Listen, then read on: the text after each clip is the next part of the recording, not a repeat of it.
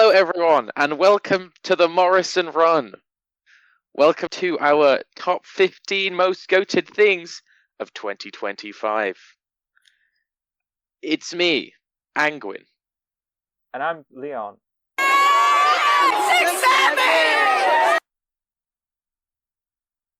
And I'm Bertie. Angwin, what's your first thing that you want to highlight from your 2025? My first thing. So, my first thing, I'm going to attempt to do this in chronological order. When Leon came to us and was like, I want you to do your top 5 things from 2025, Leon was assuming that we were going to take it as the best things from the year 2025 that we liked. But I think me and also Bertie just did our favorite things that we got into this year. So I'm going to start off with what I got into around the beginning of the year, which was, if we wait for the image to upload, Red Dead Redemption 2. Nice. About 7 years. It came out in 2018, right? Yeah. And 7 years late, I got into this game, and it sort of jump-started my cowboy era, which up until kind of New Year's, I was feeling the effects of all year, basically last year. I like this game. I like playing this game. I think my favorite thing about Red Dead 2 is Dutch. Oh, Dutch.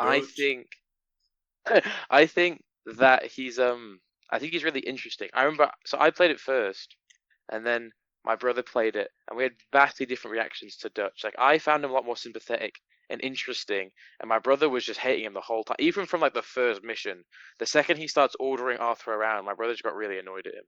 I find him like deeply, deeply interesting, and I think because we've talked about this doing like a sequel to Red Dead 2 or even a prequel, and I think if we went into like the history of the gang, for me, I think it ruined it, just because we'd reveal too much about the characters. I mean, I think that whatever they did in a future game, I think they could go into the history of the gang. I think they could go a completely different direction. It's one of those series, like, there's only been 2 games, so there's not yet a basis for like how the series works. I mean, a lot of what was in the first game, it had left the past a mystery, and then Red Dead 2 revealed a lot of that past. So I don't think it would ruin it to reveal more of that past, but I think it is risky because it could ruin it. When they talk about their past, it all kind of bleeds into Dutch's sort of big plan, his manipulation. He kind of, I feel like if you went back and did another prequel, it's like you kind of get that history where he saves people and then they become part of the gang and they think he's incredible, but without the kind of tragic sort of downfall that leads to, where they all like trust him and he ruins everything. I don't know if it'd work really going back in time when we kind of already have that implied and see where it leads to. I don't know. Maybe though. I'm going to pitch you guys my Red Dead 3. All right. So Red Dead 2 takes place in 1899, right? Is that right? Because Red Dead 1 takes place in 1911. 1911, right. So 1889 is Red Dead 2, right? I think the Civil War either began or ended around 1965, right? So this is sort of the Wild West period. I'm thinking Eagle Flies. So Eagle Flies is the son of Rains Fall, and I was talking about this before, but Rains Fall I think should be the protagonist of the new Red Dead 3, right? So in Red Dead 2, Rains Fall is about 60-ish, I think, right? So in 1865, if we do some quick maths, he'll be like 30-ish, which is the perfect age for a Red Dead protagonist, right? And like in Red Dead 1, how we already knew we knew Dutch relatively intimately, and we sort of got glimpses into what like the past for John Marston was like. We already know what's going to happen to Eagle Flies, Rains Fall's final son. Rains Fall talks about how as a younger chieftain, he was kind of a bad guy, and then he became better, right? But how he's lost so many sons, and I was like, oh, that's cool. That's sort of like a redemption that he gets, right? And then also it'd be cool because we could have so many characters like his sons and the members of his tribe that we get to know, and we don't actually know what happens to them. Obviously, like most of his sons would probably die, but if he has like a friend, maybe his friend could like leave him or whatever. But I think it in the same way that Red Dead 2 already has this sort of like tableau of tragedy hanging over it because of John and Dutch. All of the major characters actually. I think that without treading over the same territory, they could do the same in Red Dead 3. Now, I also think because Rain's Fall is a Native American, they could tackle a different perspective because by the Civil War, like the you know, pilgrims colonizing the Americas had already had sort of like done its course. Like they'd pretty much taken everything by this point, right? And I think that playing a character like this, sort of a very vengeful character, it sort of fits the similar themes of the series. If they do a Red Dead Redemption game at all. I agree. I think both the Red Dead Redemption games obviously attempt to tackle so many like issues with America, especially at that time. And due to that, both of them tackle a lot of issues of racism to the point where like that feels like a very major element of Red Dead 2. And I love that game. It's a great game, but it does, you know, if you're going to continue to do that with these games, you can't always just have the protagonist be white men, I feel. I think you need to start, you know, if that's continuing to be a theme, you need to start doing it from a perspective that makes those stories more central. Hey, what's your first best thing from 2025? I played Alan Wake Remastered this year, which was Leon's recommendation, but it was very good. Oh wait, we had the sound effect ready. So what's that sound effect for? From Alan Wake. No, I know, but like, when does that play?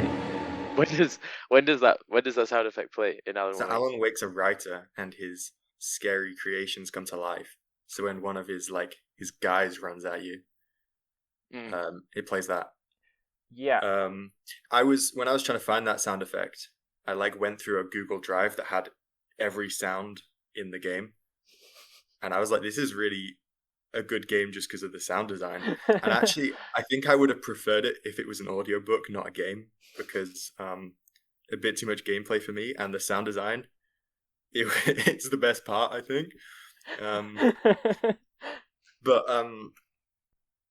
yeah, no, it's cool. I mean, I think the sound is like, you know, they use sort of like TV and radio sound effects in a game, which is kind of unique. But I don't know. I just thought it was a cool little mystery. The reason I kind of recommended this to you, and the reason I played it is because I first got obsessed with Alan Wake 2 this year, and that is not on my list because I low-key forgot about it. Even though that didn't come out in 2025, it probably would have made my list if I'd remembered this for when we were making this. But I loved Alan Wake 2. I don't love the first one as much, and I only really got through the first one because I'd already played Alan Wake 2, and I really wanted to finish the first one. But they're awesome games. They're just like unlike any other games, you know? They get a budget that their ideas don't normally get, if that makes any sense. Especially Alan Wake 2, there's so much crazy stuff that happens in that game that can only happen at this kind of AAA budget, but never does happen at a AAA budget because AAA games tend to be a bit more, a bit less interesting, to be frank. Yeah, even Control is like kind of the only popular game I know that has this like sort of brutalist architecture aesthetic, and even that, it doesn't play it safe. It kind of combines a bunch of other weird visual ideas and stuff with that. Control being another game by Remedy, who made Alan Wake, and Sam Lake, he's the head of Remedy. He makes all these games. I'm now just trying to recall the story of Alan Wake, as you guys have summarized it to me. So Alan Wake writes a story about a man who's based on Max Payne. Yes. And Alan Wake is made by Sam Lake. Yes. And is he Max Payne? Sam Lake was the face model for Max Payne. Right. And then what happens in Alan Wake? Do you fight like a forest? Yeah, you fight the shadow people in a forest, and also Alan Wake. A central part of Alan Wake, written by Sam Lake, is that Alan Wake. The whole story is tied around a lake. Right. Cauldron Lake. Called Cauldron That makes Lake. sense. Yeah. That makes So sense. he has like sort of writer burnout. He goes to a log cabin with his wife Alice, to like, I don't know, get a spark and right there. But then she goes missing in Cauldron Lake, right? What happens? She dives in, and then all his creations come to life. Yeah, well, the whole game, it's very unclear kind of what really is happening and what's part of the story that Alan Wake's writing, and it all gets really really weird. But yeah, these games are like truly like truly unlike any other, and so I'd recommend anyone to try them for themselves. The town is like based on Twin Peaks, kind of.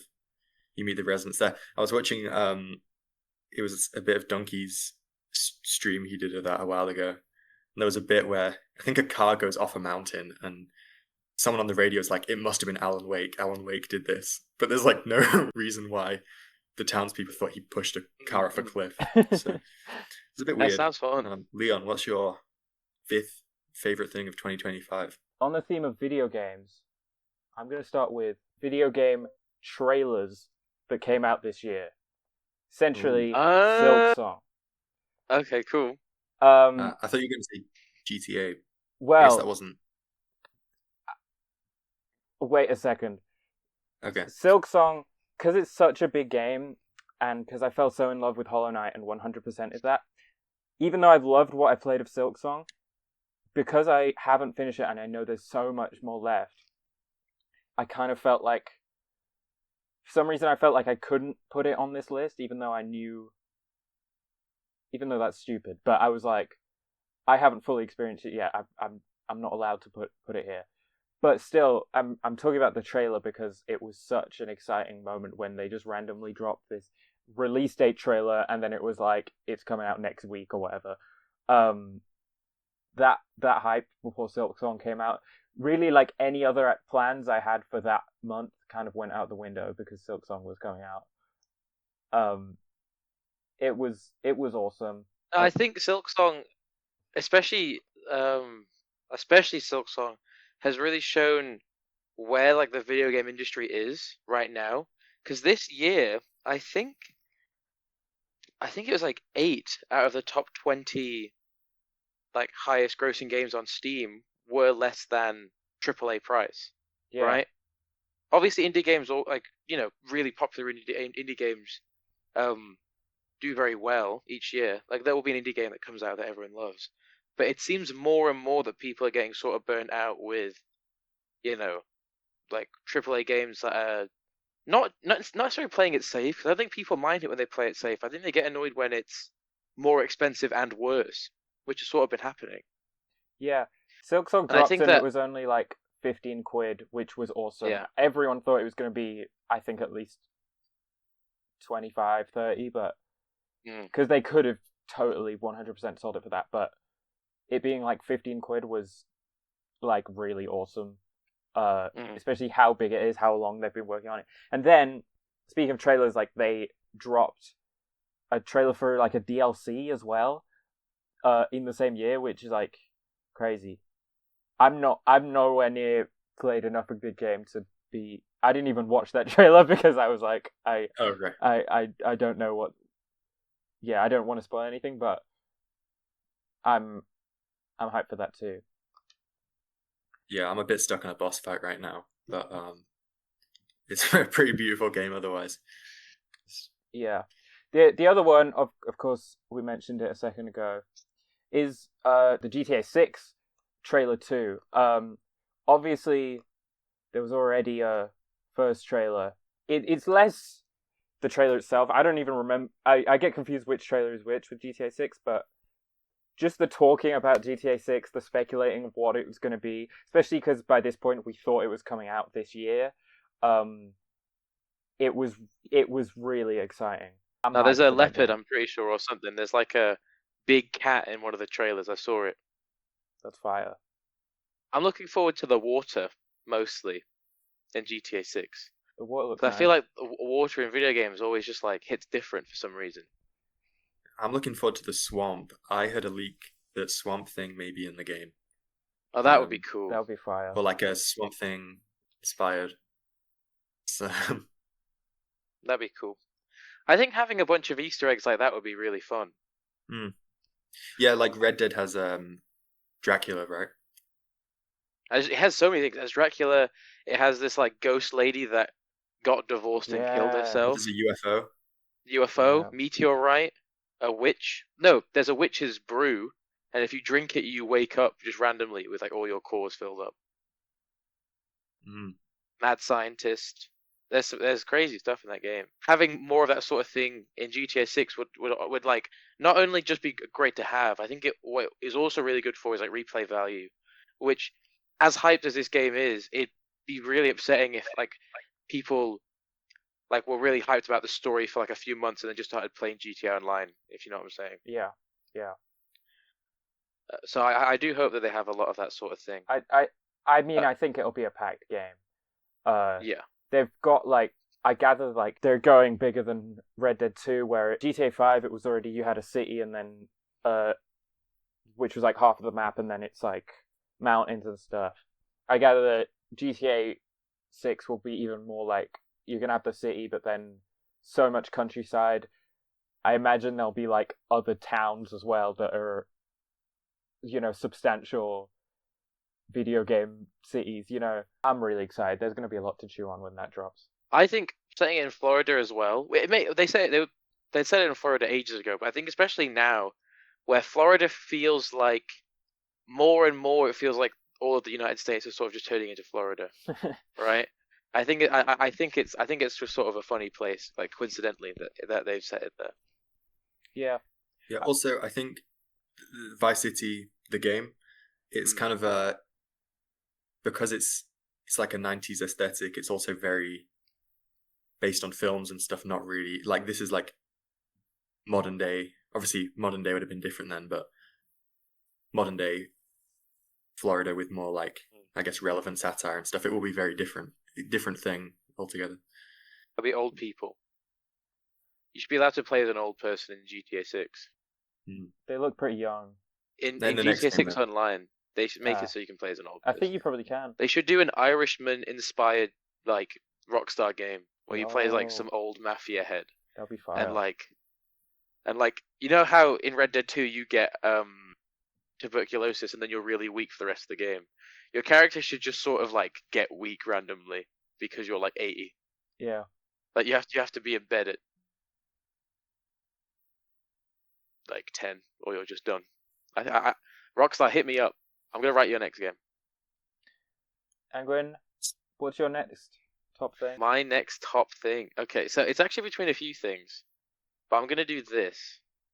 This is a shoe. This year I got into shoes. So I was playing Red Dead 2, and my Arthur, I was trying to grow this really big beard for Arthur, like the biggest beard you could get. I was like, like you have to like pump like 10 tonics a day for like 7 in-game days to get the biggest beard, right? And then I was like, this is taking forever. I sort of just want to play the game normally. So I made a second save and I shaved my Arthur, and then obviously in the game because it's 1899, he shaves with like a straight cut razor, right? And around this time, I had to buy new razor blades, and I was like, "Look at me, this rinky-dinky modern guy buying plastic razor blades, while in video games I get to use a cool metal razor blade." And I was like, also he probably saved a bunch of money because he only has one razor blade, and he just uses that forever, right?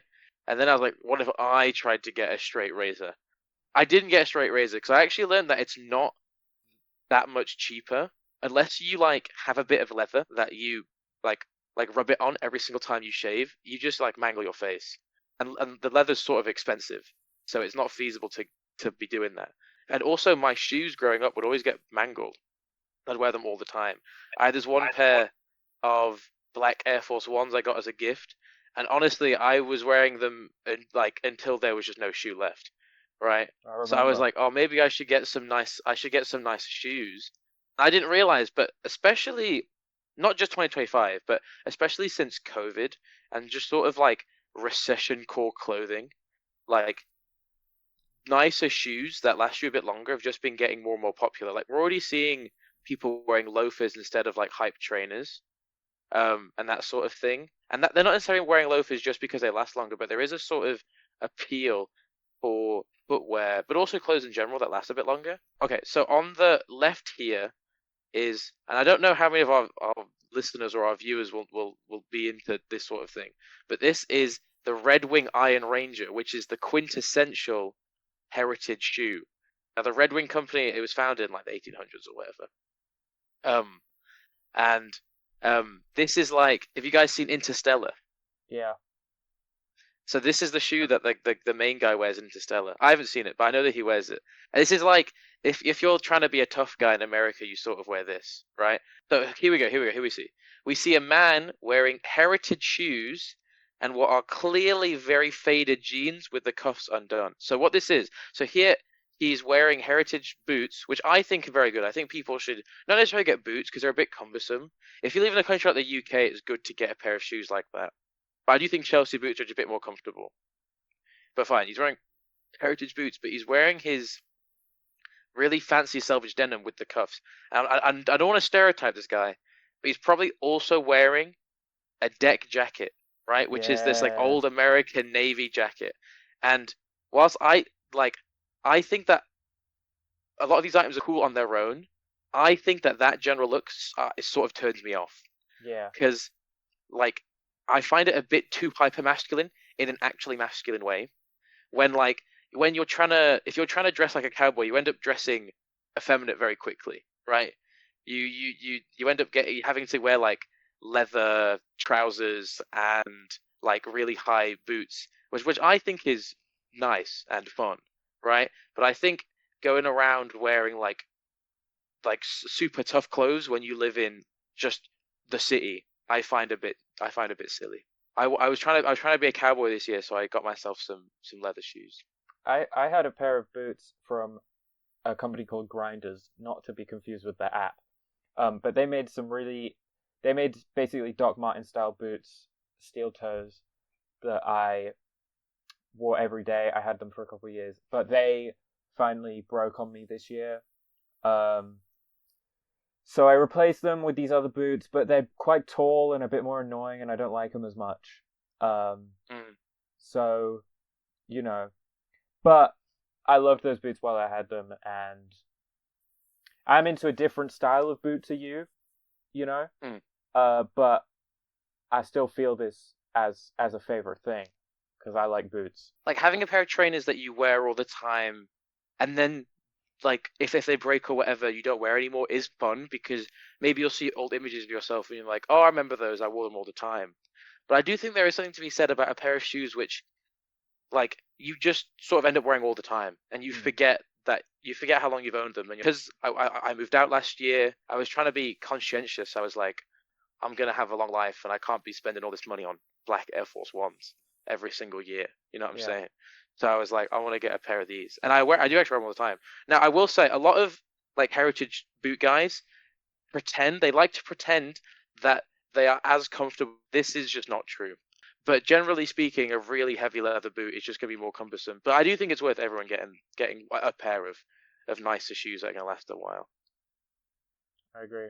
I mean, I like boots, but I tend to like I feel like I walk kind of funny, so I get blisters and stuff quite easily. Hmm. I hear But you, Bez. I think they're cool. Um, Because you'd be walking so fast. But I do think that I do think that like knowing about where your clothes come from and like how they were made, I think that's something that people do and should care about more. no, my next thing, I've really liked Absolute Superman this year. I mean, I've been catching up on all DC Absolute Universe stuff. I think like I would say maybe like Wonder Woman and possibly Martian Manhunter are like the most consistent in quality and best art. But I think I don't know. I've just been thinking about the lore of Superman a lot, and I was into the film and stuff. But yeah, I liked Absolute Superman a lot because it's sort of it's still that golden age Superman, but this whole kind of reimagining of him in a more evil world, and it's sort of taking that Supergirl idea of like what if he came later in life, but it also adds this context of like, I don't know, he wasn't in this powerful family on Krypton. He's kind of Krypton was a bit of a dystopic place, and he's come and he's fighting the same struggle on Earth. But my favorite part of it recently is how they've built up Smallville. Like that's become a really key part of the story, and the residents who are kind of, you kind of think at first they're opposed to him, but they become quite a good community. I kind of want to watch the Smallville show as well now. Yeah, I've never seen that show, but it doesn't seem like my thing, actually, to be honest. It didn't for me until I saw someone talking about it in an interview, and then I was like, oh, that sounds really cool, actually. So I'm going to give it a go. One of the guys from Smallville does a podcast. So he gets loads of people from Smallville on, and he talks about it a lot. And I've seen a lot of clips from that podcast, so I've heard a lot of talk about Smallville, but it's still just not quite my thing. That era of TV where it's like the writing is never that consistent. I said that era. Not everything from like the 2000s is like that, but a lot of TV is kind of like this. I watched like half a season of Charmed, and it was fun, but it always felt like it wasn't going anywhere, and like every episode was too long. And I feel like it'll be a bit like that. But Absolute Superman, yeah, I love all the Absolute titles, and Absolute Superman is really cool as well. It's not one I'm as caught up on, but what I did read of it, I really liked, especially Superman's origin. I thought was really cool. The logo to be like the People of Steel in Krypton, that was really cool. How do they change Superman's origin in Absolute? Because I'm not too. I'm more familiar with like the Absolute Wonder Woman, Absolute Batman stuff. I gave Superman a bit of a miss. Yeah, I think the idea they use is that the crest he's got is a bit of a like, that's quite shameful on Krypton. It's like he's a laborer, and he's part of a family that will always be in that field. I think maybe farming, but he was sort of raised to wear that with pride. Krypton falls when he's like maybe a teenager, I think, which is kind of similar to Supergirl. And then he sort of ends up on Earth. He's just sort of traveling about, but the Absolute Universe generally is like not quite an obvious dystopia, but it's ruled by these powers. So a lot of the villains are kind of running the world and stuff. Mm-hmm. That's cool. Time to think of it, I probably could have, and if we did like a top 10, it definitely would have been. I probably could have put Superman 2025 on my list. Because honestly, that movie, I think it's not perfect. I think it's very far from perfect, but it's filled me with a lot of hope for the future of, well, at least DC comic book movies. But I hope that Marvel, takes some notes as well, because I think what that movie does bad, as far as where that movie fails as a movie, it succeeds in being a really good comic book movie, right?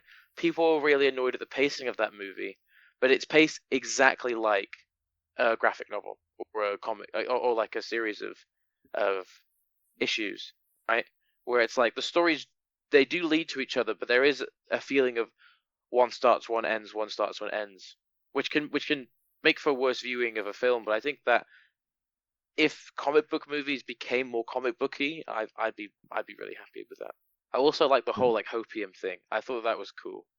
'Cause it felt, especially, well, even this year where we just kept talking about like Diddy and Epstein, like it just felt really sad this year, and everything was like, oh yeah, this is bad, and then this bad thing happened. So having a movie where, especially a Superman movie, where it was like we should be really nice to people, I was like, this is obvious, but I'm glad that like a main character in the movie is spelling it out. Me too. Yeah, I also really like how it like none of the Superman films we've got so far have really pulled from the sort of like fantasy world building of the Mm. Superman comics, which I get. Like the Christopher Reeves films did the character so well, and it was like a perfect adaptation. But we've had decades of comics since then that have I don't know, like the Fortress of Solitude having these robots and the like Mr. Terrific and the Godzilla monsters and all that sort of thing. I think it was fun to see that adapted as well. And I hope Batman's kind of the same with that world of Gotham as well. That's one thing DC does a bit different to Marvel, which is all set in New York. Have we got confirmation on who's going to be the villain? Because we know that Harvey Dent's going to be in it, just as Harvey Dent, which I'm very excited for. But do we know like any major like reveals No, on villain? I think Matt Reeves gave a hint that it's a villain they've not done before in a film, in a Batman film, at least. So That'd be cool. that does give people some hints, but I don't know. I think Barry Keegan's Joker's in it as well, which I've got mixed feelings about. I think I know who it is actually. Who is it? Okay, so a lot of the rumors I've seen point to if he's playing Harvey Dent, and then it was like they're looking at casting someone as his wife. I think the main villain might be Harvey Dent's wife. Oh, I Phantasm? see it. No, is That's she? Batman's like Oh. Batman falls in love with a lady, and that she becomes Phantasm. No, yeah, Phantasm's different, but I think it's Gilda Dent in The Long Halloween. I think that might be who they're talking about. That could be cool. Because Court of Owls is almost definitely going to be like the main villain of the third movie. So I think this could be cool. I could see that, yeah. Yeah, unless they just do Court of Owls this time round. Yeah, they could. I don't think they will. I mean, if Two-Face is in it, oh, maybe that could tie in. I was just gonna say I think Court of Owls works best when they save it a little bit, just so it's like the most confident Batman versus something that completely changes his perception of Gotham. So if that was like the third act when he's kind of had these successes, I don't know. Are we going to get a Robin? I hope so. If we don't get Robin in this universe, we're definitely obviously getting it in the DCU, which will be cool. Yeah. Do we know if it's going to be Dick Grayson Robin? We don't know anything about any of that. Okay, fair enough. Okay.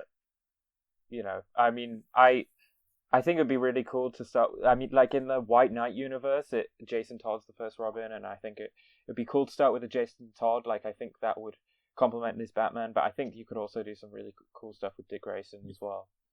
Obviously, Jason Todd had parallel Vic, who I think, whether or not we get Jason Todd, he was intended to kind of be a version of that character. Yeah. So I made a mistake here. Bertie just reminded me of the Penguin TV show, which like definitely should be in my top 5. So I might try to do a rejigging. I'm gonna put my 2.5 edition is the Penguin TV show. These guys, was it like a year ago? Or was it more than a year ago? I think it was more than. I don't think I watched it in 2025. Yeah. Okay. So more than a year ago, these guys were like, "Oh, when the Penguin TV show was even just being talked about, they were like, "Oh, you'd love this." And then when they'd seen it, they'd be like, "Oh yeah, I don't know why you haven't seen it." And I finally gave it a watch. I don't know. I was probably just procrastinating or something. And I watched the whole thing in like 2 days. Yeah. Like that show. With very few shows, and even with movies, do I just kind of sit and watch and enjoy myself? Either I'm like sat there like thinking too much, or I'm sat there like getting distracted, right? So it's very rare that I just sit back and a TV show is just like from the beginning to the end, I'm just invested and I'm loving it.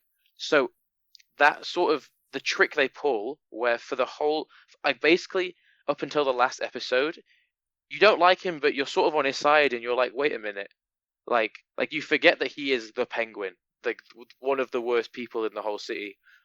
One of Batman's most deplorable non-supernatural villains, right? And then the last episode where he just like, well, actually, I guess we should do a spoiler warning, shouldn't we? Spoiler for the Penguin TV show. the bit where he strangles Vic to death for like basically no reason was crazy. I was, Vic was a very imperfect character. Like, I do like that. I like the fact that I also like their relationship where it's clear that Oz is a deeply selfish guy, and the only reason why he takes Vic on is because of his own narcissism, right? It's in a weird way for him to sort of like have a son, if you know what I'm saying, right? Yeah. And then the second that he's done with him, he just gets rid of him, and it's like he's saying sorry, but it doesn't feel like he's actually sorry about it. It feels like he's saying sorry so that he feels like he's human, if you know what I'm saying.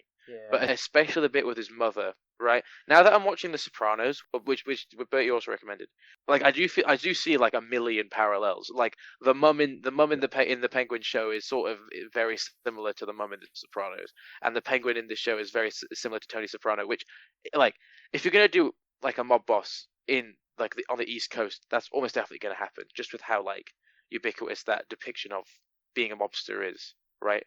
But like that the way they do that relationship, I think, is so unique. Where his mum is like such a bad influence on him, but he then somehow one ups her evil with like the final like not the final scene, but like their final interaction where she has a mentally degenerative disease.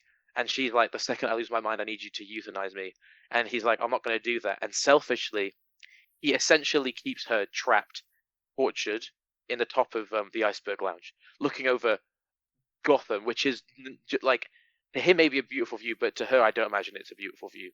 So she is just suffering forever in like a purgatorial state, and I was like, this is awful. But just the whole show, aesthetically, that Colin Farrell is one of my favorite actors, like especially one of my favorite actors, like modern actors. So it's actually just perfect. It's such a good show. I don't watch too many superhero TV shows, but this was it. Yeah, I mean that was my biggest worry. I was like, it's saying it's inspired by Sopranos and many other TV shows, but I thought like it's a spin-off of the Batman, so is it going to be as good? But it really makes something quite amazing. It's not hiding its influences, but it also kind of it's making a good TV show. It's not focused on like expanding the world of the Batman or kind of following superhero TV tropes or anything. I love Sophia Falcone. I think they made like Yeah. such an iconic character. Everyone was talking about that character on the internet for like the whole time There's a that bit show where was she coming out. burns down a mansion and smokes 3 cigarettes. Yeah, at that I the was same so time. sick. That Yeah. was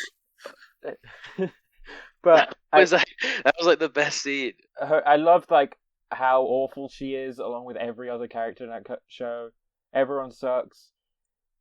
Even Vic kind of sucks just by the fact he's going along with all the Penguin stuff. I feel like to some degree, even though he's all right. But yeah, that was a great show. I love that. I would not have thought of that. I have not thought about that show loads since it had its big moment, but it was really great. Yeah, I mean, like the fact that I forgot this show is kind of crazy because aesthetically, The Batman is one of my favorite movies of all time, and it really doesn't drop the ball. Obviously, it can't do the exact same thing because it's a TV show, but it doesn't. It's not like worse enough for you to really notice. Really, so it's actually just like it's so good. I'm gonna go with my next pick now, Yeah. which is probably my favorite movie of the year. Oh. Which is Alien. no, Sinners. Sinners? Yeah. Yeah. Sinners. Sinners is great. There's been there's so many like think pieces on it and like analysis of it. There's so many discussions about it that I don't know that I can add loads to, but I thought it was great. It was one of 3 movies that I saw twice in cinemas this year. Probably, honestly, the 3 biggest movies of the year, at least culturally. So, yeah, it was this, Superman, and Marty Supreme. I saw all of them twice. And I think this is my favorite. I saw Mighty Supreme 2 recently to quite decide. I think I saw it after we thought of the idea to do this episode, so I didn't feel like I could put it on this list. But Sinners has been in my mind since I watched it earlier this year, or in 2025, and I mean, there's so much to praise about it. The music's so good. The fact that Ryan Coogler got all the money to make this movie at this point and make this movie that's completely original, it's like one of those things that might not ever happen again for him as a director, and it's like he took his opportunity and he really went for it with this one, and it paid off. Michael B. Jordan does insane work playing two people. You know, it's crazy stuff. I know you guys have seen it, right? Or Angwin hasn't. I actually haven't seen it. Wow. Yeah. Angwin with your Western stuff, I think you'd. Yeah, you'd you really definitely, you would definitely like it. I probably should have watched it. I don't know why I didn't. I think when it was coming, I think it was coming out during term time. So I couldn't find it. I watched it after. Yeah, there's still time. There is still time. Yeah, I'll watch it. I was going to say the music was definitely the highlight for me, but then you kind of reminded me of the dual performance. I think that is kind of crazy. I didn't even think about them being the same actor for a second. Yeah. No, I thought about the film was two different guys. Bro, he was holding his own body. It was crazy. Yeah. But great film. There's a lot of we're getting into award season now, and there's a lot of Sinners versus Mighty Supreme, which I don't want to get into that as a specific debate because I don't want to pit these two great movies against each other. One battle after another, which I haven't seen. Sure, yeah, I haven't seen that either, but yeah, I don't want to pit two great movies that I loved against each other like that, but I think both are equally deserving of wins in whatever categories they're nominated for. But I'm mentioning Mighty Supreme because that definitely could have made its way onto this list as well. I really love that list. If Angwin's doing an honorable mention, that's definitely going to be an honorable mention for me. I loved it. Yeah, me too. I mean, even before I saw it, honestly, the marketing campaign could have been on my list. Timmy was doing some. Yeah. He was doing bits. Shwet. He was doing bits just marketing this movie, doing things that had nothing to do with the movie, but still just got you thinking about it. And then suddenly everyone's excited to watch this Jewish ping pong movie, and they don't even know why. Now, I actually see it, because this movie, as much as it's about a completely different guy, sometimes big actors end up just playing roles which are in a roundabout way sort of about themselves and their place in their career at the time, right? The whole, a young guy wanting to be the best, it's clear, even before he started being very explicit about it, that Timothy Chalamet has cared about this sort of thing. And then, Leon was telling me, Leon, were telling me about how he also was talking about how he just wants to be a dad. I mean, everyone, after we watched this movie together, we all had our own interpretation, but the main interpretation I had was that this movie is about growing up, right? A lot of people have dreams, but to achieve your dreams, as much as it takes talent and hard work, it also takes a tremendous amount of luck. And if you don't have that luck, like Marty doesn't have fully, you won't necessarily be able to do all of it at once, if you know what I'm saying. Yeah. And what he learns is that he needs to lock in and be a dad and be an actual adult. You know what I'm saying? Low-key Sinners has a similar thing where you got Stack and Smoke.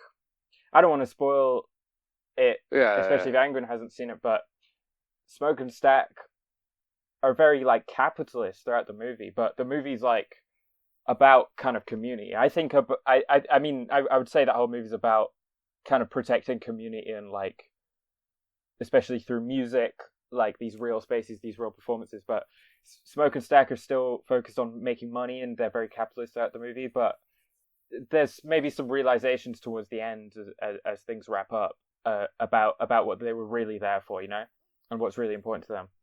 And it's gonna sound really weird. So like, I guess trivially have a very much of a soft spot for movies clearly targeted towards Gen Z. And I guess that just makes sense because I'm a member of Gen Z. Yeah. Because, like, you guys haven't seen this. I don't know if I recommend it because I don't know if you guys would gain much from it. But I think it wasn't 2024, but it wasn't 2025. I think 2024. I watched and read Chainsaw Man, the show Yeah. and the manga, which covers it covers similar themes in a very different way, where most manga and shonen and manga and anime is about like a young boy wanting to be the best at something, having these really like high dreams, which very much would have appealed to like millennials, in the sort of like golden hope era of the early 2000s and the 90s, right? And now we had COVID and we've got all the things going on and recessions and everything like that. Gen Z as a generation seems a lot more chill is the wrong word. It seems like their dreams are a bit more quaint or whatever, maybe a bit more small scale, right? Where they just sort of want to like get a job and like have a house. Right? And Chainsaw Man and movies like Mighty Supreme, etc. They really hit to. It feels like they are speaking to messages that I can relate to a bit more. Like when you watch other movies, especially like older movies, where it's like, oh, my family's so poor, and then they live in this like massive suburban house in like Ohio or whatever, and you're like, oh, I don't know what being poor in the 80s looks like, but it doesn't look like being poor, right? So it's I'm really liking these movies, and it seems like people my age are also loving these movies. Like you talk about all these movies culturally, they're touching on things that we actually find compelling. Like with Superman, we're finding that sort of purist, hopeful message compelling with Mighty Supreme, and I imagine Sinners. This whole like realist, I want to say realist, but just sort of like less the grand dreams, or even if the dreams are grand, the sort of overall message being a bit more like small scale and domestic, I think is just something that I'm really enjoying. And I'm hopefully going on to 2026, there'll be more movies like this. What's your next choice, Angwin? My next choice, okay. You're gonna notice a theme. As much as, especially 2025, I became very disillusioned with YouTube. Where growing up, I loved it. Like you could put on any flipping mumbo jumbo Smosh video in front of me, and I would like actually just be very happy, right? In 2025, especially with how big shorts and like short form content, at least for me, was in 2025, I sort of just started to feel like I was going on this website or this app that growing up actually meant a lot to me, and I just felt like I was going on there and just like numbing my brain, right? Not even necessarily in like a derogatory way. I just felt like I was going on there so I didn't have to do things I didn't want to do rather than doing something I actually enjoyed, right? So I had to choose a YouTube channel. And there were many that I liked, but I wanted to choose this one because it particularly like touches me in like in a weird way that your YouTube channel hasn't touched in a while. Who's It's this called guy? it's this very new channel. It came out last year called What a Cowboy Wears. I actually forget his name, but it's actually just a guy, Oklahoma, who just like has a ranch, and he just like will make a video being like, oh, so here is my shoes. I got them from my granddad, and I like them, and they're nice. and but like I just got randomly recommended one of his videos going down like a flipping clothes rabbit hole, and maybe it was his accent or whatever, or just like the way he was in his videos, but I was like, this is just like really nice. Like I didn't feel like I was being sold to, even though I almost definitely am, but it just seemed like he's like, oh yeah, I got this shirt and my wife made it for me for Christmas, and I was like, oh, that's really nice. And like he talks about his granddad a lot, and and just sort of, I don't know, and I just generally it felt like this year I started with Red Dead, I then went down this like heritage rabbit hole where it gets sort of racist very quickly, and it gets sexist very quickly, right? And I was like, I just like the shoes, guys. Why? Yeah.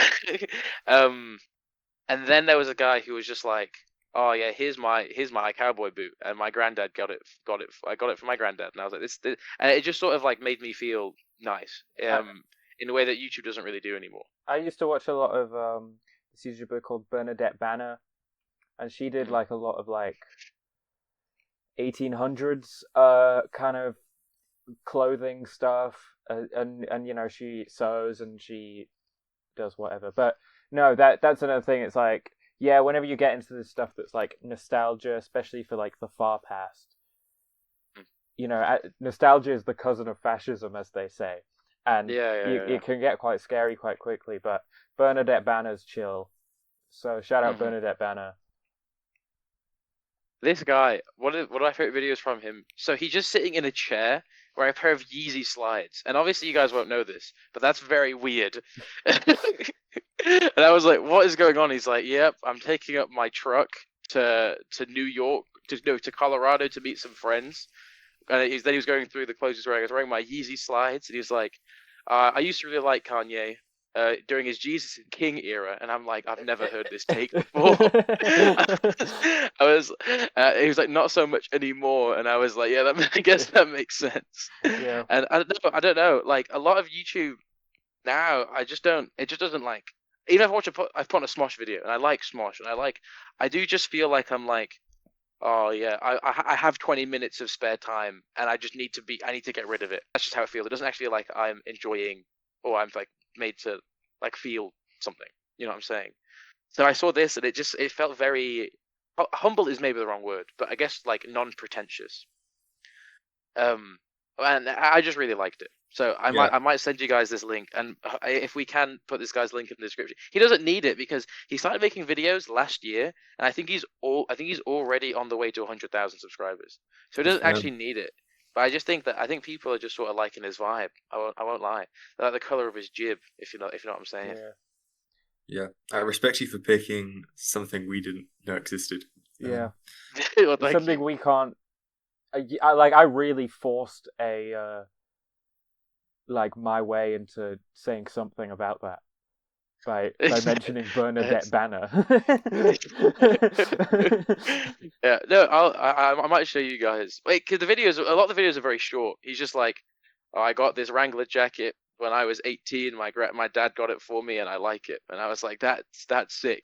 Because he doesn't even give like he doesn't really know. He doesn't even like have specialist knowledge, which a lot of these channels do. But like it's nice seeing someone who's sort of in my boat, where it's like I don't necessarily know like why I like these things. I just do. You know what I'm saying? Sure. But yeah. Yeah. Yeah, my next pick is something that I feel like I should have. Like, I'm surprised I watched in 2025, and not earlier. Scream. I watched that for the first time, Dream. like, very recently, Oh, fast. like maybe a couple months ago. Yeah, I think it's great. I think, like most of the horror films I watch, I don't watch the like scary ones, and this one's just kind of like, camp and funny. Um, but it's still, I think it gets that balance well with like tense and exciting. The ghost face costume is really cool. Um, yeah, I don't know. It's just a very funny film. One that I kind of like knew I'd like for a long time, and then just like waited like years to watch it for some reason. Mm. Scream's really Yeah, good. Gale Weathers is one of the funniest characters. yeah. Uh, Because I put this, yeah. I put my list together really quick last night, and like I don't know, Scream. I just thought of, and I was like, if it's come to mind that quick, then obviously it had a sort of lasting, impact. I want to see Scream 2 and the other ones. Scream 4 supposed to be good, maybe? I don't know. Maybe I'll watch it. Maybe I won't. But Scream was great. Is Scream meant to be like a parody of slasher movies, or is it meant to be sort of like a quintessential slasher movie? It's kind of both. Kind of, I think, yeah. Oh damn. It's meta, not in the same Hmm. way as like Scary Movie, which is like, well, you Yeah. just, Yeah. Yeah. it's a parody of Scream, I guess. But Hmm. yeah, no, Scream is still, I think it kind of, because it's extremely self-aware. That's the whole point. It's like Hmm. people are watching horror films and then they're like going out and killing people. It's a horror movie and then it's funny and then it goes back to sort of being a horror film in between the silly scenes. They sort of like make fun of how the characters get into these situations, like, you know, being trapped in an attic and then there's like a serial killer running up the stairs. It takes a funny situation for them to get there, but then once they're there, then it kind of gets scary again because they sort of reframe it as like a tense situation rather than you kind of thinking like, oh, that's a bit stupid because the film's already, you know, pointing it out for you, I guess. So it still kind of takes itself seriously, but then it is also very self-aware and funny. Yeah, that sounds really good, to be fair. Because I don't know, I don't think I've watched a horror movie since turning 18, and I was actually like actually scared. You know what I'm saying? Like I get scared sometimes during video games, but but that just makes sense. Video games just I think are more scary than movies, right? I've been uncomfortable by some horror movies, but I don't know. Either I'm watching a horror movie with friends. Like the worst thing is, like I once watched Hereditary with some friends, and when my friend who had seen it was like, "This is the scariest movie of all time. Every single bit is super scary." And then I just was like, "Well, now I'm like on guard." You know what I mean? So then I was just making jokes the whole time, and it potentially ruined what could have been a tense viewing experience. I don't think so because I actually think Hereditary is that scary, unless you're like a Christian or something. But I don't know. I do think like horror movies that do something a bit different, at least for me. I don't know if this is a general sentiment. I do feel like horror movies have reached a sort of weird place now where there are just so many amazing horror movies that creating a horror movie, it feels like there's like horror movie slop every single year, if you know what I'm saying. Yeah. Like with Heretic, it's just like what religious group is going to be scared like this year? You know what I'm saying, or whatever. And the aesthetics also all feel the same, especially since like Midsommar and Hereditary came out. It does feel like we're sort of covering that same territory a little bit. Hereditary. Yeah. Maybe I'll give The Substance a go. What did you say? What, I didn't hear what you said. What I said was actually so fire. I'm like, why didn't it get a reaction? I didn't hear what you said. Hereditary. After you said territory. Oh, I couldn't hear you. I just heard Bertie. Oh. Yeah, I thought you just said Hereditary again. Oh. But, it just sounded like you said Hereditary, and I was like, and then you paused, like you were like wanted to pause or something. Yeah. No, that is fine. And I might watch The Substance because that's a new horror film that I don't know if it was 25 or 2024, but it was one that people were kind of arguing as like, you know, one of the best of that year. And you know, I'd like to see a modern one that's a bit different. You see The Thing? The Thing is like really good. Yeah, it's clobbering time. Okay, my next thing is The Thing. The Thing. I'm going to spin the block on the Absolute Universe. We already talked about a lot of this, but obviously the Absolute Universe started in 2024 at DC, but it continued this year and only got more exciting. They added more titles. I'm not caught up on any of them except Batman and Wonder Woman as pictured here, but I'm really loving what's continued to happen in all these series. I think, like, most recently, the reveal of Absolute Joker, his whole backstory. I think Wonder Woman is just, like, continuing to get more and more cool as we introduce more villains and side characters. You know, a lot of the ones that were kicked off this year, like Green Lantern, Martian Manhunter, The Flash. Again, I'm not caught up on any of those, but those all had really cool and exciting starts. And I mean, everyone loved Absolute Martian Manhunter. Like, you wouldn't expect it, but that was one of the most talked about comics of the year. Like, that people really loved that one. And I did too. The first two issues, which I unfortunately haven't caught up since then. But yeah, so much cool stuff going on over there. I think it's just like, comics are so difficult to get into because there's so many different reboots and whatever, and some comic fans try and tell you, "No, it's simple," but like it isn't. Like it is complicated, and something like the Absolute Universe it's like so strong across the board. Like every title is so great, but they also require no prior knowledge. Yeah. It's just like these past couple of years, especially with the Ultimate Universe over at Marvel as well, it's been like the perfect time to get into comics. At least perfect time to get into the big two, latching Yeah, onto I these think series. DC this year have really made an effort to make their comics more accessible to new readers and younger readers, which I think I don't know why 100%. comics haven't been doing that much, but I think that's really important because I think what you said, them not being accessible, is only true because I think like gatekeeping and also marketing, they like definitely should be. Yeah. Like, I think anyone could just ignore the law and just get into a comic, but I think it's not a very welcoming community, really. No. I think, yeah, people want to gatekeep a bit. I think there's so many comics where if they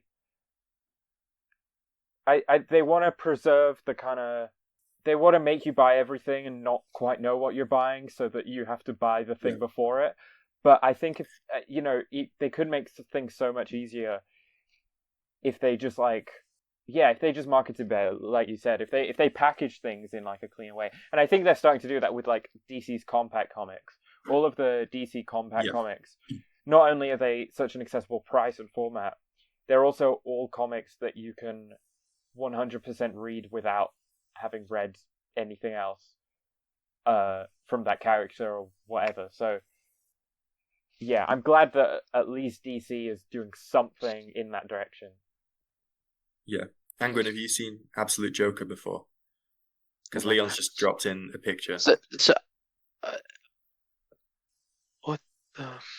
You should read the most recent issue of Absolute Batman. Absolute Comics. What? I need to. That's crazy. Because I dropped it after the Mr. Freeze. I just I don't know. I just had other stuff to be doing. I just forgot about it. Yeah.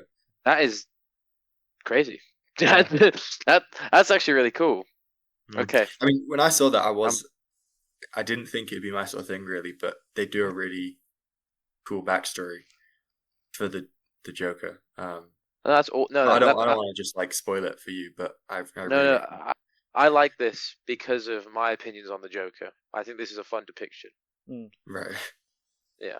It looks like as a kid, I had to give in I had to write an essay about a poem or whatever, and my dad knew this. I don't know if it's actually that niche. I don't know if it even exists. He'd seen this poem maybe when he was a kid called The Jabberwocky, right? And he basically it's famous. It's The Jabberwocky, which is a poem by Lewis Carroll, right? And he had me. It's this really scary monster, and it sort of made me just not like monsters. Yeah, I've heard. I know the Jabberwocky. Heard of it? Since I was a kid. I don't know. It just gave me those vibes. And that's so cool. I'm back on the Absolute Batman train now. My next pick, because I have to choose between two. I'm gonna do this one because I kind of want to leave the last one till last. So I thought Liam was gonna talk about Marty Supreme, so I didn't have to put it on my list. So I did this instead. Blackberry. This movie did not come out the last year. I don't even think it came out the year before. It might have come out in 2023, right? But for some reason, right, something about this movie, 2023, made me watch it I think 7 times this year, which is kind of crazy. I rewatch movies all the time. For me, rewatchability is a must for a movie. If it's not something I want to watch again, I just feel like it was a bit of a wasted experience. And this movie, I don't even think it was the most gripping or the one that I think about the most. It was just the one that I kept wanting to watch, if you know what I'm saying. The music choices, whilst not necessarily grand or particularly deep cuts, they just I just like find them really cute. And then I'll give a rundown of the story. BlackBerry, all our parents have heard of Yeah. BlackBerry. They were like the first proper cell phone company, right? And now, obviously, no one like owns a BlackBerry anymore, right? You don't even see people like trying to have vintage ones. Just no one has them, right? And it's the story. And BlackBerry was originally a Canadian company that made phones in Canada, and there's this one guy who's like a nerd, and this other guy who's like a really scary bald businessman, played by the great Glenn Howerton, right? Um, and it basically shows how like this really nice guy gets corrupted by this really angry guy, and then they go from being the most powerful like tech company in the world to just like nothing really quickly, right? Um, Glenn Howerton plays one of the main characters in It's Always Sunny in Philadelphia, which I probably wouldn't have said this until last year, might be my favorite sitcom of all time. So for a really long time, I loved like Community and even like Rick and Morty when I was a kid. Obviously not as much recently because I've not watched it in like 2 years, but I really liked a lot of Dan Harmon, right? I liked a lot of his sitcoms because they were so meta, and I like felt really smart watching them. But then one, he's like a bit of a creep, and then two, like I as I got a bit older, I just wasn't liking them that much. So then one of our friends, Oscar, who's been on the podcast already, the first season, whilst it worth watching, is kind of bad, right? At least the first like 5 episodes aren't that great. You get a tone, and I found them funny. But I don't necessarily expect everyone to find it funny because I don't think they're necessarily that well made. I just think that I was like I'm blown away by how like crazy it was that they were allowed to air this on TV, like actual TV, right? Um, and then the show just gets really, really good. And then Glenn Howerton plays one of the main characters and gives actually a very good performance. I think one story is like this, like about like tech companies and like their beginnings always really get me just because like we see like tech companies around us all the time. It's like tech companies are the new oil companies, if you know what I'm saying. And how Dune is just about how oil companies like can ravage wastelands and destroy, and and how they create these grand stories. To me, similar stories about tech companies, they just kind of sort of get me. So this movie I really enjoyed, and maybe there's just something about like it being really quaint. Also, what something that's really cool about this movie is they actually have so much IP in this movie. Like they play Command and Conquer in this game. They have like Donkey Kong. No, I don't think it's Donkey Kong, but they have like a Minesweeper and stuff in this game, which they shouldn't be allowed to have because of copyright reasons. But for some reason, the guy who directed this movie, was able to get around that, and it just because the budget is also really small. I think it just does so much with so little, and it just like it really, really got me for some reason. It was just like the movie I kept coming back to this year. Um, and I think like there are movies that I keep coming back to, and I'm like, I really enjoyed it, or there's a reason I kept coming back to it. And for this movie, I don't even know why I kept coming back to it. I just liked it. Maybe it was also just because like a lot of the major scenes are just sort of like it's very easy to sort of like see a clip online and watch it again because like they're quite funny out of context. But yeah, I actually very, very much recommend this movie. I think it's worth a watch. Yeah, no, I'll definitely watch it now. I don't know that I've even really like heard of this for real. I mean, it like rings some bells, but like I haven't really heard anyone talk about this movie. I had, but I was just like, why did they make a film about BlackBerry? But Yeah. yeah, It's actually now I cold, know. guys. It's got cute, it's got really cute songs in it. It's got The Strokes in it. It's got that's Waterloo Sunset. You guys heard Waterloo Sunset? No. That song's a banger. Makes me Okay. cry. It shouldn't make me cry, but it does. Okay, Bert. Your Okay. go. Um, I just want to say that our whiteboard's getting old. I like it. I like it. I like it as well. Vegemite. Are you Vegemite. joking? Are you for real? No. What? Because I just think like, No, not in the center. No. I mean, I love Marmite. It's one of my favorite things to have on toast. No, it's my favorite thing to have on toast. So I just kind of like I was always told like, oh, Vegemite is the worst version of Marmite, and it is, but it's different enough where I'm just really glad I've tried it and had that experience, and maybe I'll get it again sometime in the future because It's really that because if Marmite's the best thing to have on toast for me personally, then this maybe is the second best thing. So Okay, so there's no that way was that just- this list makes any sense unless your number one is Marmite. no, because I've known Marmite before 2025. Okay, This was a new discovery for me, so that's why it's on here. okay. It's kind of a different texture to Marmite. It's like really like a thick paste rather than kind of like a thin paste. Yeah, Who is this guy? you gotta try it. What? I What also is? What are you doing? There's one more after this as well. yeah. This is not even your favorite. I want to say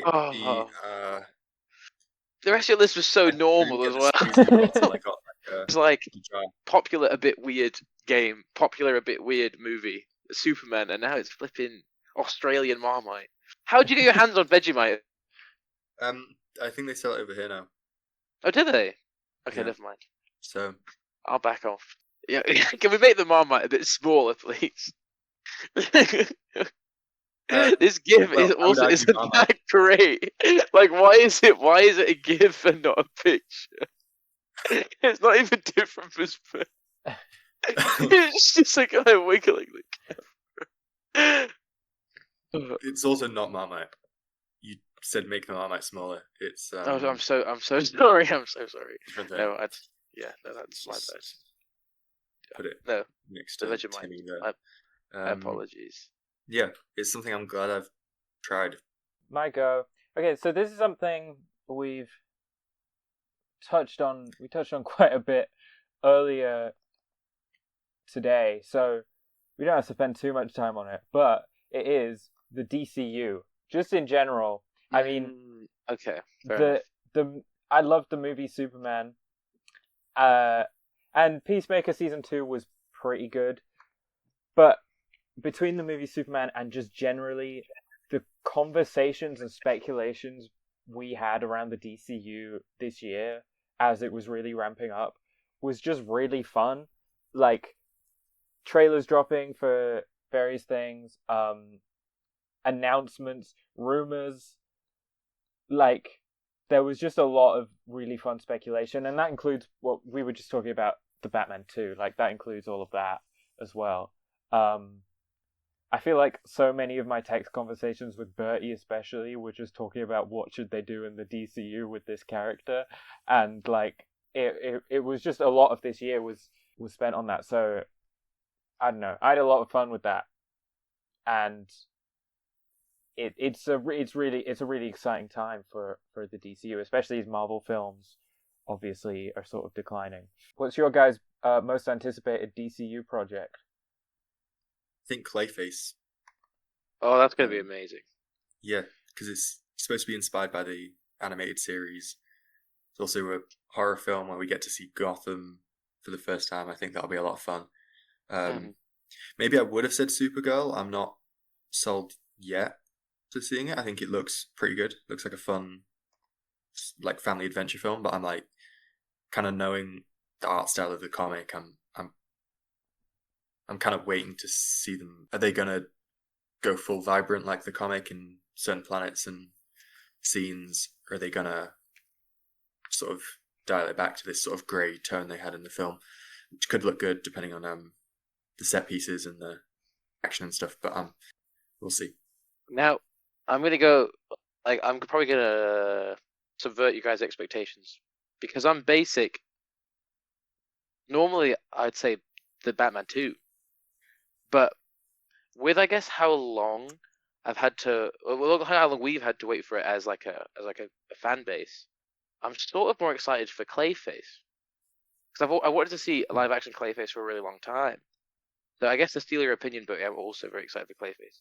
But I'm looking forward to the Batman 2, but nowhere near as excited as I was in 2025, and especially in like 2024 and 2023. But once they drop a trailer, you'll be back there, though. I should be.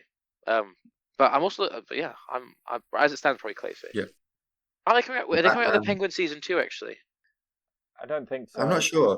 I They feel like there were talks of like, oh, maybe they are There actually was gonna talks about that, but okay, do never that, mind. but I think they're If doing they were going to do, another project between the Batman films anyway. That's the plan. yeah, okay, cool, yeah. But, yeah, I think the Batman kind of has that tone of, I guess, like the animated series, and Mm. obviously they talk about the Long Halloween a lot, but getting something like Clayface, which is still that like fantasy Batman that we don't really see in the films, um, but in the sort of tone of those films would be really cool. The only thing we've seen of it is like the sets and stuff in Edinburgh, which is also where they did the Batman. So hopefully it's kind of same vibes, but with a bit of like fantasy horror, and that could be really cool. Yeah. They announced at some point that there's a Wonder Woman movie really like being written. I hope there's a good Wonder Woman movie. I'm tentatively excited for that because there's a lot of ways to screw that up, but I'd love a great Wonder Woman movie. Angwin, do you want to do your number one best I'll do my thing of number one. So time? it's just sort of in this. I've tried to do it in chronological order rather than like descending or ascending. So this is my most recent best thing of 2025. What the hell? Weatherspoons. Ah, So this has been a bit of a journey for me, right? Because growing up, so I grew up Mormon, and even though like as I've come to learn that Weatherspoons is a very normal spot for people, like just in the UK, but also for people like you know for Mormon people. I was pretty like I was ideologically opposed to pubs for like a lot of my life, and it made me quite uncomfortable for a while, right? And then in 2024, I started going a bit with some friends and with you guys, and and now in 2025, this is like a normal spot for me to go, a good spot even, you know. Now I'm excited to go to a Spoons. It's like, where should we go? Let's go to a Spoons, and then I get the all day brunch or like a burger or like a drink or something, you Yum. know. And if you live in the and I don't want to get into the murky territory of the place that Weatherspoons has in British culture. I do think that what it's doing to like smaller pubs and then also like the political beliefs of Mr. Weatherspoons is bad. But I think if you're British, you understand the importance of like the sort of like cozy homeliness of a Spoons, and that is something that for a lot of my life I didn't feel, but in 2025 I now do feel. Wow. So yeah, to round up on a cozy choice, Weatherspoons, but also time with my friends has That's been beautiful. I love that. has been one of the most goated things of 2025. I've been to Weatherspoons more this year than like ever in my life before as well. Same, yeah, Just with like friends or like a whatever. uni thing. I don't even know what it Yeah, is. it's It's crazy. very much seems like a uni thing. So I feel that too. It wouldn't have made my top 5 just because I wouldn't have thought of it like that. But Hmm, I feel that. thank you. Go on, Bert. Take us home. yeah. Where's your Vegemite? Where's your Vegemite gone, bro? Oh, that GIF was just making me a bit dizzy. Yeah, that GIF was really bad. This is Wensleydale, Ah, The and they cheese make the or cheese the here. place. So my number one is my trip to the Wensleydale Creamery. I got to taste some different cheeses, um, learn about the history of the cheese and why it's made there and how they make it. Um, and it's given me, yeah, an appreciation for the cheese they make. That is really Nice. good. No, that's cool. That's It's really yeah. cool. They used to make the cheese. It was the Pope. No, not the Pope. The what do you call them? priest, What do you call the Pope guys? The The bishop, Pope guys. like the Joker goons, but for the Pope, like the monks, Vicar. right? Monk. the monks. The monks. They would How make is the that? cheese. How are the Joker goons monks? Now I was thinking like you've got the Joker and then his guys in like the Lego games. I feel like Oh, you've got the Pope and oh, then right. the Yeah, monks are fine, like fine, fine. the The monks, yeah. I do see the thought process. um To be fair. yeah. So the monks then like take big bags of milk into the basement of the church Yeah. and they'd let it go moldy because like I think usually people would like make the cheese but kind of like eat it before it goes too moldy, but these monks were like, let's let it go like insanely moldy, and then they ended up making like a nicer cheese. It's now like just like not monks that make it because they've got other. Wait, are monks even? What are they doing right now? I think Um, I think monks still have monasteries and stuff. right. Yeah. They're not as influential. Maybe they make cheese like between themselves, but yeah. I also quite like the Wensleydale they do in Lidl, but it's not made in Wensleydale, but it's like it's not made by these guys here, Yeah. Yeah. but it's pretty good. Is that a hay bale? No, that's a big cheese. No, it's probably a hay bale, I think, now that you mention it. It looks like Yeah, a they big kind of cheese. dissed the guy that made Wallace and Gromit. They said he's never come to visit them. Whoa. Oh wow. Yeah. So that Guy's kind a of fake sucks, fan. but Nick Park. Cashing his riches. They call him Yeah. out Nick Park. I feel like that guy made Wallace and Gromit, so that's kind of pretty redeeming, right? Yeah, Um, yeah, it is. That is true. In the goat conversation, 100%. Yeah. So yeah, that's my number one. Yeah, just got so many free samples. They make a blue cheese as well, which was very good. That's cool. I mean, I like a Wensleydale cheese. I haven't had one in a while, and I haven't really been to Wensleydale like that. I mean, I've been through there, but I haven't like been at the spots, you know. So Yeah. maybe I'll check it out. I have another honorable mention. Okay. You guys, this is actually an important honorable mention. My second honorable mention is halloumi. Yum. Halloumi has sort of changed my life. I discovered halloumi in 2025, and now I ate halloumi earlier today, right? Just with like some rice. Like halloumi is like my whole thing now. That's like probably my number one food. Because 2025 made me realize that I don't like most foods. Like I can eat most foods, but I don't enjoy most foods, if you know what I'm saying. But and then I was sort of like lost. I was like, so I actually hate the taste of all food. And then halloumi came along and saved me. And now I actually enjoy food. It's all thanks to cheese. Cheese should get just its own spot, just like in our collective top 5. Yeah. Yeah. That's true. You guys tried Parmesan? I love Yeah, Parmesan. that's so good. Yeah, What's one time that I really- went to my friend's house in year 6, and his dad gave me a big thing of Parmesan. He said he got it from work, and I think I ate a bunch before bed. They say cheese gives you bad dreams. I kind of can't remember now if I did have bad dreams, but That's just how bad they yeah, were. I must You have have to done, block them surely. out. I low-key Yeah. need Yeah. some Parmesan for this pasta I made, but it's kind of expensive. It is. What's that like really crumbly cheese that like sometimes you get with like fancy pasta? Is that Parmesan. Parmesan? Oh, is it? Yeah, most like- likely. There's that's probably like- something similar, but That's like Parmesan's like one of the best ones then for Yeah. pasta. Mozzarella to fire. I prefer Parmesan though for Oh. pasta. yeah. Well, yeah, I don't know. I don't think mozzarella really has a flavor, but it's got kind of a good texture when you cook it. It's isn't like it? it's got one of the best textures. Stringy, yeah. Cheese pull, that. Yeah. Yeah. I'm gonna go for my number one now, if that's all right, guys. Please, yeah, that'd be so good. Finishing it. I made it sound like I want to finish that. No. I made it sound no. Just do it when you're ready. I'm just excited for I think your one. you guys might be able to guess, but it's Jane Remover, specifically Revenge Seekers by Jane Remover.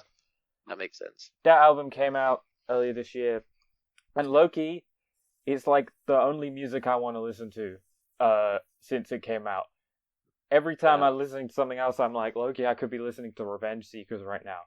I learned about Jane Remover. I heard of Jane Remover like years ago, but I just never listened to any of her music. I listened to one of her albums, Census Designated, around when it came out, but it just didn't necessarily strike a chord with me. And I didn't get back into Jane until this year. Someone told me to listen to Venturing, which is her side project, which is just rock music. So at the start of this year, she released a Venturing project. So I listened to that. I quite liked it. But then when Revenge Seekers came out under the Jane Remover name, I was like primed, like, okay, this is an artist I need to look out for. So I listened to Revenge Seekers and I loved it. I've been listening to like on repeat.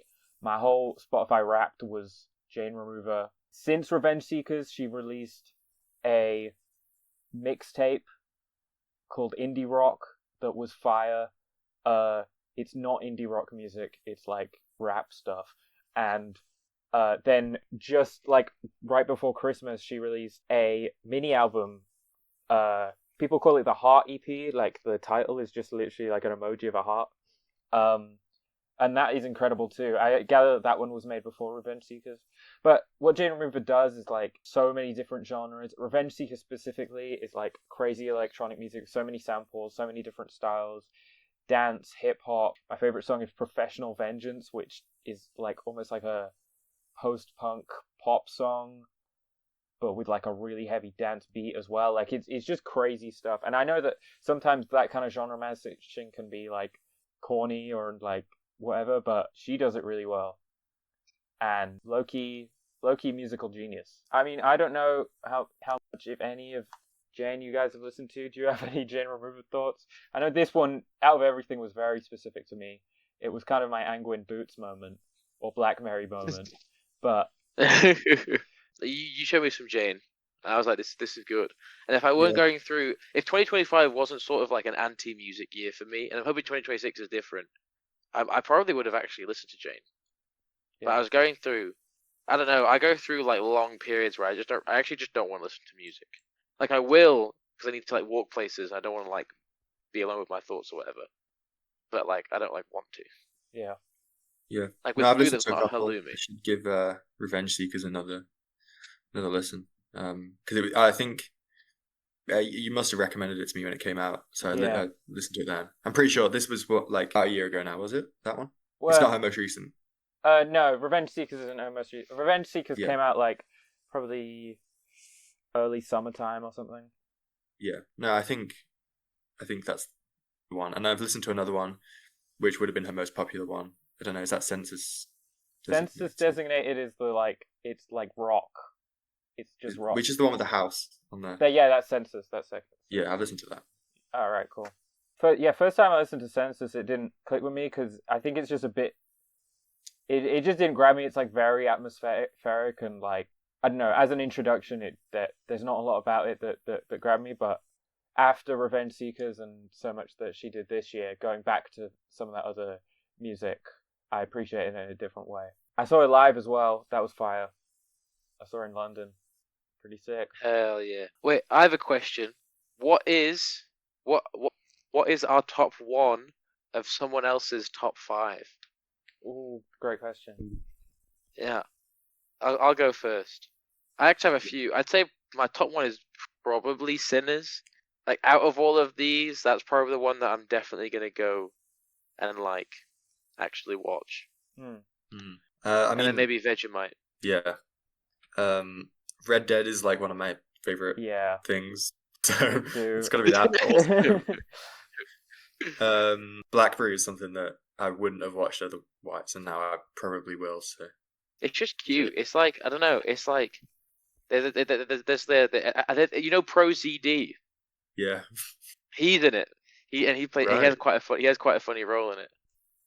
Nice. Yeah, it's a very indie movie. But they got a pretty good budget, and honestly, like I think that biopics can be kind of tiresome, but like when it's clearly a topic that you care about, which I think these guys do, because I think the guy that made it is from Canada, like the city that like the movie takes place. So I think he there's a sense of pride in that whole like mythos.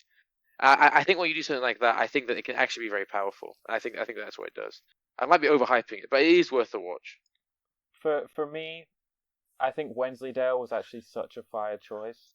Yeah. This is also Bertie, but like Absolute Superman, it's like that's not one that I tend to keep an eye on, but like you've talked about it before this as well, and it's made me be like, okay, I should keep my eye on that one. You know, even though it's out of the kind of big three of the Absolute Universe, it's the one that's maybe the least talked about. For Angwin, I mean, yeah, I love Red Dead 2. Like, duh, you know. That might be like the game. It might be the game. To be fair, I started replaying Minecraft, and it might have to be the second best game of all time. Like, Minecraft just like I don't even know what happens. I'm just there, and I'm like, I gotta do this thing, and I'm like, why am I doing this thing? It's like, I don't know, just do it, and then I do it, and I'm like, I'm loving it. Also, Marty Supreme, just because I watched that so recently, it's quite hype. Like it's one I've been thinking about since the film, because like a week ago I watched it. So, and I also love this GIF of him. I think they've tried to create the illusion of him like bouncing the ping pong ball by just making him go up and down. I see what you're saying. Weirdly, I actually haven't been thinking about Martin Supreme that much, but I have been thinking about Uncut Gems a lot since it came out. I've got to watch. And Bro, good time. it's so good. I was gonna potentially put the Safdie brothers movies in my top 5, because especially with Marty Supreme. Marty Supreme isn't actually a Safdie brothers movie, but it's in their style, right? But honestly, like, they're so good at what they're doing right now, and it actually makes me very excited.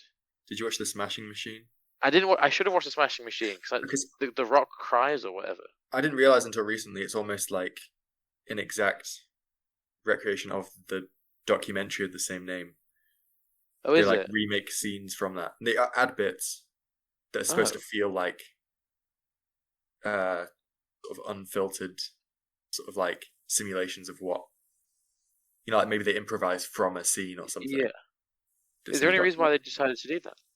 I'm not sure. It sounds quite experimental, which wasn't what I expected having seen the trailer and stuff. But that's cool.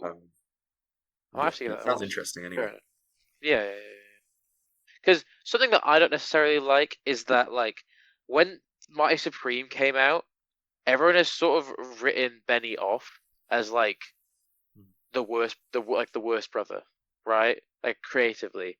But I don't actually I think Marty Supreme is missing things that those early Safdie brothers movies like had, that I imagine Benny was bringing, right? So I don't think that he's like a bad director. I don't think that he should be viewed as lesser. And even if they never make movies again, I don't think that, like, I'm interested in both of their filmographies. Is sort of what I'm trying to say, rather than just Josh's. Josh, is that his name? Yeah. John Safdie. Josh Safdie. John movie. John movie. John movie. John 2025. John Supreme. Now that would be a good movie. Well, guys, I hope you had a Supreme 2025, and I hope your 2026 is a good time. Oh, I low-key killed that. Yeah. This has been our top 15 most goated things of 2025. Our 2025 wrapped, if you will. Yeah. Unfiltered, uncut. Yeah. Let us know your favorite things of 2025 in the comments, whether it's something that is specifically, came out in 2025, or just something you loved and got into this year. Leave us a comment, leave us a review, subscribe, follow, whatever. I don't care, but yeah. So yeah. Bye, guys. Bye.